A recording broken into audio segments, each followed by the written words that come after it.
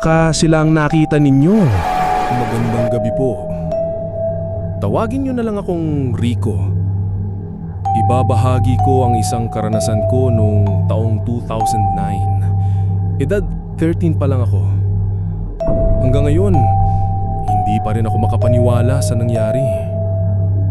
Sa bayan namin sa Cavite, may isang kalsadang halos walang dumadaan kapag gabi. Sa bandang dulo nito, may bakanting lote na puno ng matatangkad na damo at isang lumang bahay na iniwan na ng may-ari. Madilim ang paligid dahil malayo ang poste ng ilaw, kaya tila nilalamo ng dilim ang kalsada. Simula pa noon, marami ng kwento ang mga matatanda tungkol sa lugar na yon, na may espiritong nagbabantay, na may mga nagpaparamdam sa mga dumaraan. Pero gaya ng ibang bata, akala ko noon puro kwento lang. Isang gabi, pasado 6:00, kasama ko ang kuya at pinsan ko. May pupuntahan kami kaya't napilitan kaming dumaan doon.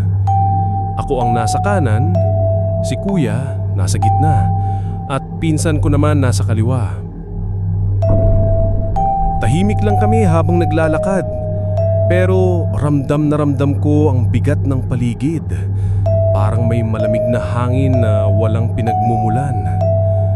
Habang papalapit kami, napansin ko ang isang anino sa gilid ng bakanting lote.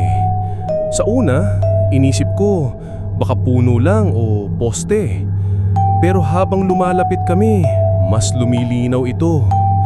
Isa pala itong napakatangkad na tao. Pero hindi siya ordinaryo. Ang katawan niya ay payat na payat, parang butot balat. Mas mataas pa siya kaysa sa karaniwang tao, halos kasing taas ng poste ng kuryente. At ang pinaka nakakakilabot, wala siyang mukha. Ang ulo niya ay maputlang puti, makinis, parang tinanggalan ng mata, ilong at bibig. Nang makita ko ito, namlamig ang buong katawan ko.